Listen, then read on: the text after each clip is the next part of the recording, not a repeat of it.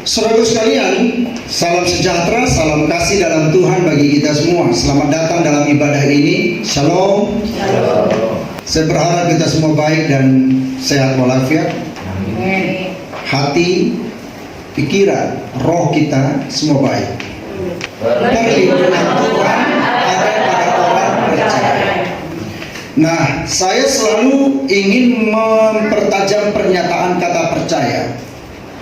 Sebab saya melihat orang-orang yang percaya sekarang ini tidak tajam pemahamannya. Karena Alkitab berkata, jika engkau percaya kepada Tuhan, maka engkau yang percaya kepada Tuhan itu harus hidup di dalam kebenaran firman Tuhan. Sepakat, katakan amin. Nah, jika tidak, maka Alkitab berkata, sebenarnya iblis pun percaya kepada Tuhan, bahwa Tuhan itu ada, Tuhan itu esa. Dan bahkan dia gemetar, iblis-iblis, setan-setan itu gemetar. Nah, tetapi meski dia percaya kepada Tuhan, dia selalu berbuat jahat. Karena iblis di dalam dirinya ada kejahatan. Saudara-saudara, maka kalau kita berkata kita orang percaya kepada Tuhan, maka haruslah kita berharap kepada Tuhan dan menggantungkan semua impian, harapan dan masa depan kita hanya kepada Tuhan Yahova Jireh, Yehova Rapha, Yehova Nissi, Yehova Shalom. Dialah Adonai, Tuhan yang kita sembah. Dialah Elohim, El Shaddai bagi kita, disembah oleh Abraham, Ishak dan Yakub. Itulah Tuhan yang kita sembah. Dalam nama Tuhan Yesus Kristus semua berkata amin. Amin. Saudara-saudara yang diberkati Tuhan, nas yang ingin saya bacakan bagi saudaraku sekalian adalah Mazmur pada pasal 62 ayat 1 sampai dengan yang ketiga. Nas ini berkata begini, pada ayat yang pertama, untuk memimpin biduan menurut Yedutun, Mazmur Daud.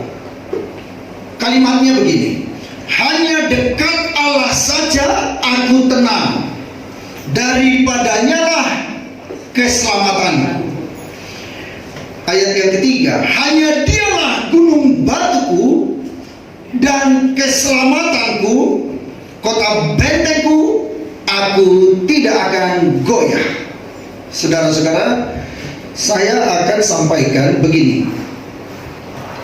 Kalimat untuk memimpin biduan, penyanyi-penyanyi, biduan yang dimaksud adalah para penyanyi. Ya, jadi Bapak Ibu Saudara kalau bernyanyi, berarti saudara juga bisa disebut biduan. Bernyanyi memuji Tuhan, para pemuji dan penyembah.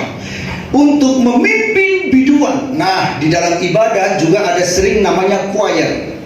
Choir itu banyak, dan mereka memuji Tuhan dan mempersiapkan diri memuji Tuhan. Di Alkitab ada yang disebutkan pada masa Daud 3 pemimpin choir. Yang pertama Yedutun, yang kedua Asaf, yang ketiga Heman. Jadi tiga-tiga ini saudara, mereka adalah memimpin biduan, dan mereka punya orang-orang yang memuji Tuhan dan menyembah Allah. Dan mereka ini adalah orang-orang yang selalu berdoa. Mereka bersekutu bersama-sama. Mereka itu adalah orang-orang yang ada di dalam pujian penyembahan. Nah, salah seorang pada Mazmur pada ayat pasal 62 ini namanya Yedutun. Daud meminta kepada Yedutun dengan tim pemuji dan penyembah, pemain musik yang main seruling, yang main saksofon. Mungkin kalau sekarang saksofon, dulu apa itu? Trompet dan ya alat-alat musik begitulah. Dan mereka ini selalu mempersiapkan diri, doa, puasa, supaya mereka terhubung satu dengan yang lain. supaya mereka itu connect dan mereka itu sinyalnya satu dengan yang lain jalan. Mereka tidak seperti yang sekarang banyak gereja atau banyak tempat pelayanan yang mereka yang penting datang dan latihan hanya mencari kunci lagu. Tidak, tim ini adalah tim yang selalu berdoa kepada Tuhan dan mereka selalu membangun hubungan yang baik seorang dengan yang lain, sehingga ketika Yedutun memimpin ibadah, memimpin lagu ini, nyanyiannya adalah hanya dekat saja, hanya dekat Allah saja aku tenang, hanya dekat Allah saja aku tenang. Itu lagu Indonesianya. Daripada nyala keselamatanku, hanya Dia gunung batuku, hanya Dia kota bentengku, aku tidak akan goyah selama-lamanya. Dan ketika Yedutun memimpin menjadi worship leader, para choir, pada pemain musik semua menyanyikan, menjadi sebuah konser yang dahsyat. Dan inilah pernyataan Daud yang dinyanyikan oleh Yedutun dengan timnya. Nah, ini maksudnya ayat yang pertama itu. Jadi pemimpin biduan ini menurut pola yang dinyanyikan oleh Yedutun dengan timnya, mereka memuji Tuhan dan Daud menyatakan hanya dekat Allah saja aku tenang. Daripadanya lah keselamatanku, dialah gunung batuku, dialah kota benteng keselamatanku, dan aku tidak akan goyah. Luar biasa sekali, saudara. Saya memeriksa mengapa Daud membuat pernyataan ini. Dia, kita tahu, seorang raja yang sudah berjuang dalam seluruh kehidupan perjalanannya, bagaimana dia hidup di dalam Tuhan. Yang pertama saya mendapati begini, Daud itu merasa dia juga mengalami rasa tekanan yang hebat, sebab bukan hanya dari negeri orang lain yang merasa permusuhan ada di dalam dirinya, tetapi juga orang-orang dekat di dalam dia. Orang-orang yang ada di dalam kerajaannya, dia berkata, di depan manusia, di depanku, di hadapanku, orang-orang itu menyatakan, ya Tuhan, siap Tuhan, kami patuh Tuhan, dan mereka memuji-muji aku. Poin yang kedua, dia merasakan itu, dia ada tekanan di situ, di dekat orang-orang, ya, di depan dia, orang-orang itu dia katakan memuji dan mereka hormat terhadapku. Tetapi dia berkata, di luar daripadaku, di luar aku, mereka mencemooh aku. Dan orang-orang ini melakukan cemooh, bukan hanya mencemooh aku, kata Daud, tapi mereka juga punya niat untuk melakukan permusuhan, bahkan berencana untuk membunuh aku. Wah, hebat sekali nih. Itu saya temukan di ayat berikutnya dari Mazmur 62 ini. Dia kemukakan di situ bagaimana orang-orang punya niat, punya maksud jahat terhadap dia. Tetapi dia berkata, supaya orang tahu dan kamu tahu, hanya dekat Allah saja aku tenang. Dialah gunung batu keselamatanku, dialah kota benteng keselamatanku. Maka dia meminta kepada Yedutun untuk menyanyikan Mazmur ini, beritahu kepada semua orang bahwa Tuhan perlindunganku dan aku hanya menaruh harapanku kepada Allah. Aku mendekatkan diri hanya kepada Allah dan aku merasa tenang meski ada orang-orang yang berniat jahat, yang mau berbuat tidak baik kepadaku, ingin membunuh aku. Saudara tahu bahkan salah seorang anaknya yang bernama Absalom mau bunuh dia, mengambil kerajaan itu dan mengkudeta ayahnya sendiri. Tetapi dia berkata bahwa Tuhanlah keselamatanku, dia menjamin keselamatanku. bahkan dari tangan anaknya sendiri. Tuhan jamin aku. Ayat yang ketiga dia berkata, hanya dialah gunung batu dan keselamatanku, kota bentengku, aku tidak akan goyah. Dihantam sana sini dengan berbagai persoalan, aku tidak akan goyah. Nah, keadaan ini tidak baik bagi Daud, itu sangat buruk bagi Daud, karena Daud ada di tengah-tengah keadaan seperti itu. Maka dia memohon pertolongan daripada Tuhan. Jadi klik berikutnya. Jadi perhatikan baik-baik. Dia berkata bahwa perlindunganku hanya ada di dalam Tuhan. Saudara mau buat perlindunganmu ada dalam Tuhan? Amin. Saudara tahu masalah itu banyak. Saya berbulan-bulan mengatakan masalah itu banyak. Jangan saudara pikir saudara tiba-tiba merasa tenang aja semua, nggak peduli lagi lah ibadah, nggak perlu lagi doa. Yang penting ada uang. Uang tidak menjamin. Jangankan uang, Raja Daud ini kerajaannya. Dia berkata pada ayat berikutnya di ayat yang ke-5 dan ke-6, sedangkan aku raja, tetap saja kedudukanku tinggi, tetap saja orang-orang ingin membunuh aku. Coba bayangin. Apalagi orang seperti kita. Bagaimanakah kita bisa hidup dengan damai dan tentram tanpa Tuhan? Nah, itu sebabnya dia katakan keadaan tidak baik ini, situasi tidak baik ini, buruk, sangat buruk. Maka aku hanya memohon pertolongan, perlindungan dari Tuhan. Ya, itu sebabnya Mazmur 62 ayat 1 dan 2 ini sangat kuat sekali. Daud dia katakan aku dekat kepada Allah. Bagaimana caranya? Saudara-saudara, Daud itu kita kenal dengan seorang pemuji dan penyembah. Ya. Daud itu adalah orang yang selalu beribadah kepada Tuhan. Di tengah-tengah persoalan perang, di dalam keadaan situasi yang tidak baik, buruk, situasi yang buruk, dia memuji dan menyembah Tuhan. Itu Daud. Saudara, karena itulah dia membangun ibadah kepada Tuhan. Nah, di waktu yang lalu, minggu yang lalu itu saya memberitahu kepada saudara bagaimana Abraham membangun ibadahnya kepada Tuhan. Rapi, dia tata semua. Dia jadwalin semua bagus. Nah, Daud juga sama. Dia juga meniru Bapak Abraham dan dia membangun ibadahnya. Dan Tuhan mengaruniakan kepada Daud itu kapasitas, kemampuan memuji dan menyembah. Dia selalu main kecapi, dan kecapinya itu waduh bagus sekali. Dia dalami, ya, dan dia memainkannya hingga bahkan Saul yang kerasukan pun oleh roh jahat, ketika Daud memainkan kecapinya, roh jahat itu takluk karena permainan kecapi Daud.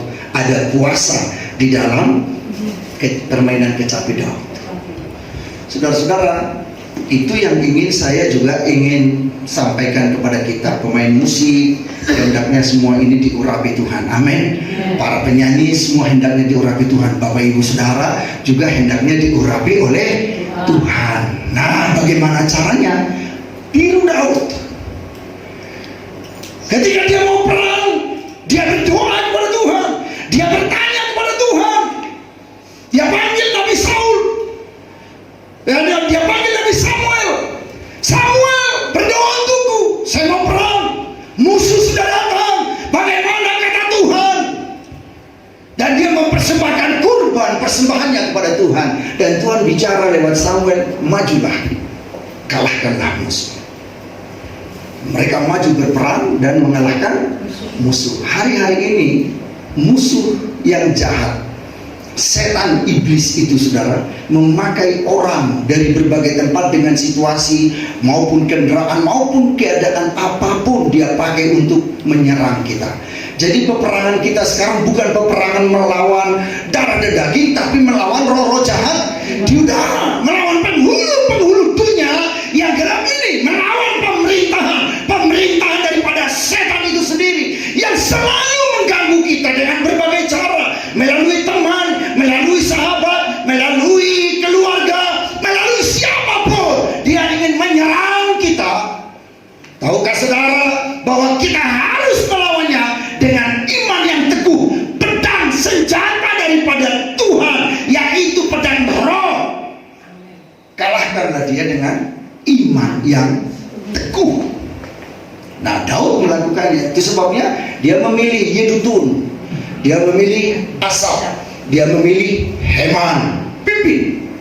Dan kamu yang pimpin, kamu harus connect, tersambung sinyal satu dengan yang lain. Jadi ketika Yedutun menyanyikan satu lagu ini, hanya dekat Allah saja aku tenang. Permainan musik dan kor dari choir dinyanyikan, suara mereka keluar dengan bagus, dan itu mengalir kepada jemaat, kepada umat Israel, bahkan kepada kita di tempat ini. Untuk kita tahu bahwa hanya dekat Allah saja kita bisa tenang. Aku bisa tidur dengan tenang. Badai datang, wah, bubrak, saudara, karena badai, dan kita bisa tenang. Karena Tuhan melindungi itu, rumah tempat hambaku, anakku itu jangan ganggu. Badai tidak boleh mengganggunya. Saudara lihat di dalam berita beberapa waktu yang lalu, habis itu atap rumah orang dihabisi oleh angin badai tofan. Saudara, saya dulu pernah alami di sini. Waktu komplek yang sebelah belum dibangun, dari sana tiba-tiba saya lihat dari atas, tiba-tiba datang, wah, puting beliung. Tuhan tolong lindungi, kata saya gitu ya. Dan puting beliung maju ke belakang sana, hingga ke pabrik sana. Di pabrik sana saya masih kamera, saudara, saya masih videoin. Wah, itu berterbangan, seng itu pabrik di belakang sana berterbangan dengan rumah-rumah berterbangan, hingga masuk ke dapat saluran sekat yang tegangan tinggi itu. Wah, kebakaran, saudara. Dengan mata saya sendiri saya lihat dari atas, saya kamera. Tuhan, Kaulah perlindungan bagiku. Saudara-saudara, saya dengar orang tiba-tiba dihanyutkan air. Bahkan orang yang pintar berenang, tiba-tiba saja datang, badai datang, banjir datang, dihanyutkan. Jika kita percaya, maka ketahuilah perlindungan kita, pertolongan kita hanya datang dari Allah, dari Tuhan yang kita sembah dalam nama Yesus Kristus. Maka beribadahlah seperti Daud beribadah. Contoh Daniel 6 ayat yang ke-10. Apa kata Daniel di sini? Ayat yang ke-11 ya, ayat yang ke-10 ya. Dan ini dengar Daniel bahwa surat perintah itu telah dibuat, pergilah ia ke rumahnya. Jadi ada perintah tidak boleh menyembah kepada siapapun kecuali kepada patung Nebukadnezar. Wah, jika ada yang menyembah kepada ilah lain, kepada Allah lain, dia harus dihukum mati. Saudara, apa yang dikatakan di sini? Dalam kamarnya di atasnya, di dalam kamar atasnya ada tingkap-tingkap yang terbuka ke arah Yerusalem. Apa dia katakan? 3 kali sehari ia berlutut, berdoa serta memuji Allahnya, seperti yang biasa dilakukannya. Saudara-saudara, ini bukan sekali dia lakukan, tapi selalu, seringkali, seperti biasa. Itu artinya Daniel di tengah-tengah bangsa yang tidak mengenal Allah selalu menaruh harapannya, menggantungkan dirinya kepada Allah. Apa yang terjadi? Maka didapatilah Daniel sedang menyembah kepada Allahnya, lalu dibawalah dia kepada raja. Ini raja sudah keluarkan undang-undang, barang siapa menyembah kepada yang lain, kepada siapa saja kecuali kepada Nebukadnezar, maka dia harus dihukum. Maka mereka membuat usulan untuk menghukum Daniel. Apa yang dilakukannya? Buatlah singa kelaparan, masukkanlah Daniel ke gua singa itu. Oh, itu Nebukadnezar tahu bahwa Daniel ini adalah orang yang baik, orang yang benar. Rupanya undang-undang itu dibuat, peraturan itu dibuat hanya untuk menjebak Daniel supaya dia dihukum. Karena Daniel ini di mana-mana berhasil dalam segala tugasnya. Kenapa dia berhasil dalam segala tugasnya?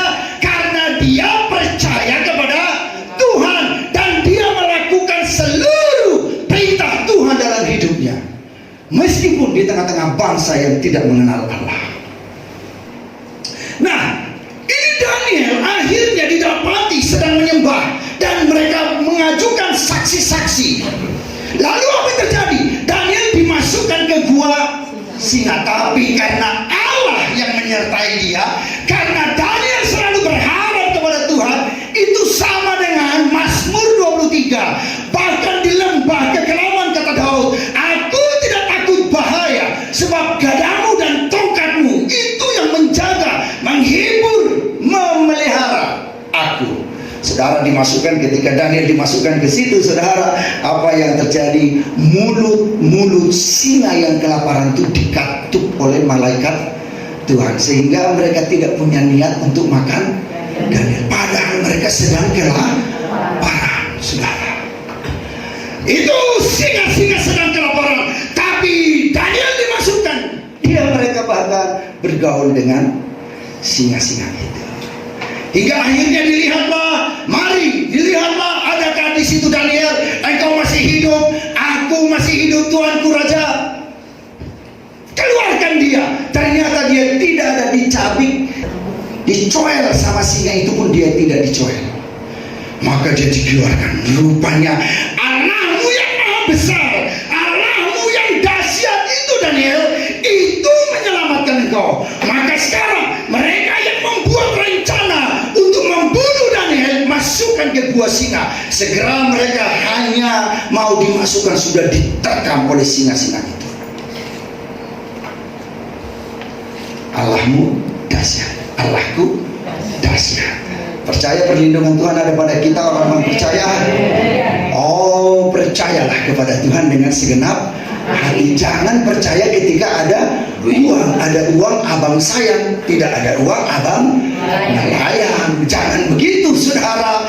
Percayalah kepada Tuhan. Bahkan di lembah kekelaman, percayalah kepada Tuhan. Itu juga yang dilakukan oleh Yusuf. Yusuf tahu kan? Berulang-ulang saya menyampaikan tentang Yusuf. Percaya kepada Tuhan. Bahkan ketika dia berbuat baik di rumah Potifar, dia difitnah oleh istri Potifar dan dimasukkan ke penjara. Tetapi Tuhan ada bersama dia. Sekalipun dia di penjara, dari penjara itulah dia diangkat dan dibawa oleh Tuhan menjadi orang nomor 2 di Mesir. Hingga dia berkata kepada saudara-saudaranya bahwa Tuhan telah menyuruh engkau menjual aku ke Mesir, supaya hari ini aku menyediakan makanan bagi kamu. Oh, itu dahsyat sekali, luar biasa sekali. Percaya kepada Tuhan. 3 kali sehari itu Daniel. Contoh kedua, saya ingin sampaikan pada saudara, ini penting, karena jika tidak, saya kira bagi kita mana buktinya. Orang selalu tanya mana buktinya. Mazmur 119 ayat 164. Apa dikatakan? Baca bersama-sama, 1, 2, 3. 7 kali dalam sehari aku memuji-muji engkau karena hukum-hukummu yang adil. 7 kali. Kalau 7 kali, jam berapa ke jam berapa itu ya saudara? Kalau saya memuji Tuhan 1 jam, 2 jam, 3 jam, itu baru 1 kali. Berarti 7 kali. Berarti ada periode waktu demi waktu sampai 7 kali saya memuji-muji Tuhan dalam sehari. Oh, kenapa? Karena hukum Tuhan itu adil. Hukum-hukummu itu benar dan adil. Engkau pasti pelihara kami. Perkataanmu tidak akan berlalu. Langit dan bumi akan berlalu, tapi yang diucapkan Tuhan tidak akan berlalu. Wah, hukum-hukummu itu. Nah, itu sebabnya dia menaruh harapan itu kepada Tuhan. Dahsyat sekali. Saudara-saudara, Mazmur ini terus dibangun oleh dia untuk memuji dan menyembah Tuhan. Kenapa ini diperdengarkan kepada kita? Saya bersyukur ini firman Tuhan ada ditulis. Kalau tidak, waduh, apa pedoman kita ya? Meski ada pedoman, saudara-saudara belum tentu baca firman. Sudah ada pedoman pun saudara-saudara tidak mau pegang itu pedoman. Aneh juga ini manusia. Kenapa begitu kita ini ya? Pertanyaan itu saudara. Dan itu yang dilakukan itu yang dilakukan oleh Yusuf, itu juga yang dilakukan oleh Abraham, itu yang dilakukan oleh Mesak, Sadrak dan Abednego. Tahu saudara? Sama itu. Ketika mereka dibuat jadi pemimpin daerah, kepala daerah, Mesak, Sadrak, Abednego, kok berhasil terus? Jadi orang berhasil ini diperhatikan orang lain. Kenapa dia berhasil? Dan ketika dia dilihat berhasil, lah apa rahasia mereka? Mesak, Sadrak, dan Abednego memuji dan menyembah kepada Allah. Sama, akhirnya dibuat juga, dijebak juga mereka. Jika dibunyikan seruling, maka seluruh bangsa harus menyembah kepada patung Nebukadnezar yang ada di Adura. Tapi ketika dapat dan dilihat, inilah cara kita menjebak Mesak, Sadrak, dan Abednego ini. Lalu ketika dibunyikan seruling, trompet, bunyi-bunyian, mereka bertiga tidak menyembah kepada patung yang dibuat itu. Mereka hanya menyembah kepada Allah. Akhirnya dijebak lagi mereka. Lihatlah Tuhanku Raja, bahwa ketiga orang ini tidak menyembah. Akhirnya dipanggil, panggil dia, panggil. Lalu tanya dia, betulkah? Coba bunyikan seruling, bunyikan trompet. Jika mereka ini tidak menyembah, baru aku lihat. Betul, dibunyikan. Mereka bertiga tidak mau menyembah kepada patung raja itu. Tahukah saudara apa yang terjadi? Hukumlah mereka. Nyalakan api, bahkan api itu dari nyala yang normal buat 7 kali lipat lebih panas lagi. Dan diikatlah mereka bertiga. Bang, itu apa yang mereka katakan? Bagaimanakah kami ingin melihat bagaimanakah cara Allahmu itu menyelamatkan kamu bertiga? Coba saudara, kami ingin melihat bagaimana cara Tuhanmu itu mau menyelamatkan kamu dari api yang menyala 7 kali lipat ini dibuat kepada kamu. Saudara, luar biasa pernyataan orang ini. Akhirnya dimasukkanlah mereka dalam, terikat ke dalam perapian yang menyala-nyala itu. Tapi apa yang terjadi? Malaikat Tuhan ada di situ. Dan ketika dilihat oleh raja, bukankah 3 orang yang kita lemparkan ke dalam lautan api itu, ke tempat api menyala-nyala itu, kenapa ada 4 orang sekarang? Bahkan yang keempat itu tampak kelihatan dengan jubah yang menyala-nyala. Itu luar biasa, dan wajahnya memancarkan cahaya dahsyat sekali. Ini ada apa? Hei Mesak, Sadrak, dan Abednego, apakah engkau masih hidup? Dan raja itu melihat ada 4 orang, padahal 3 yang dilemparkan. Sadarlah raja, ternyata mereka bertiga dijebak juga, saudara. Dan akhirnya panggil dia keluar. Mereka keluar. Tadinya terikat, ikatannya sudah hangus sama api, dan mereka keluar. Diperiksa, 1 lembar pun dari rambutnya tidak ada yang terbakar, saudara. Ini kan luar biasa. Oh, sadarlah raja, ternyata ini hamba-hambaku, kepala-kepala daerah di dalam pemerintahanku ini berhasil karena mereka menyembah kepada Tuhannya. Dan sekarang mereka dijebak lagi seperti Daniel tadi. Dan raja berkata dan bertitah, tidak ada yang disembah kecuali Allahnya Mesak, Sadrak, dan Abednego. Begitulah kalau orang percaya. Mau percaya kepada Tuhan, tapi jangan hanya percaya tapi main judi lagi online. Percaya tapi tanya dukun, ya bukan begitu. Maka saya katakan tadi, kalau kita percaya lakukanlah firman Tuhan dengan segenap hati kita. Oke saudara, lalu itu sebabnya Daud berkata, aku taat kepada firman Tuhan. Tuhan, aku taat hanya kepadamu. Saudara-saudara, saya senang sekali dengan kalimat yang saya tulis ini, dengan kalimat begini. Daud itu adalah orang yang mau dikontrol oleh firman Tuhan. Dia dikendalikan oleh firman Tuhan. Berapa banyak di antara saudara yang mau dikendalikan, dikontrol oleh firman Tuhan? Firman itu cermin. engkau mau melakukan sesuatu, lihat firman Tuhan. Itu cermin. Kemanapun kau pergi, firman Tuhan adalah cermin, penuntun untuk menunjukkan jalan kepadamu, kepadaku, kepada kita.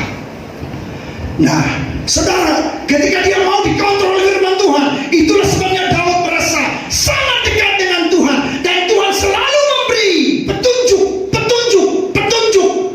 hidup kepada dia. Dia dengan tenang, dia berkata, Tuhan, lindungilah aku.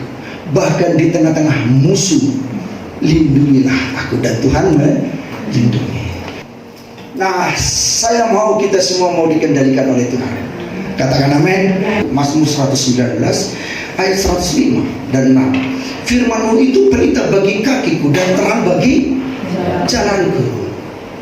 Aku telah bersumpah. Baca bersama-sama ayat yang ke 161, 2, 3. Aku telah bersumpah dan aku akan menepatinya untuk berpegang pada hukum-hukum-Mu yang adil. Baca lagi 2, 3.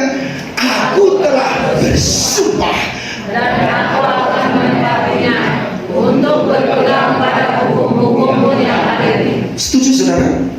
Ini amin saudara. Nah, karena itu saya ingin mengambil kesimpulan bagi kita. Ya, kita harus hidup belajar seperti Daud, taat, bergantung kepada Tuhan. Maka semua serangan musuh kepada kita akan mental. Coba ngomong, serangan musuh akan mental karena saya bergantung pada Tuhan. 1, 2, 3.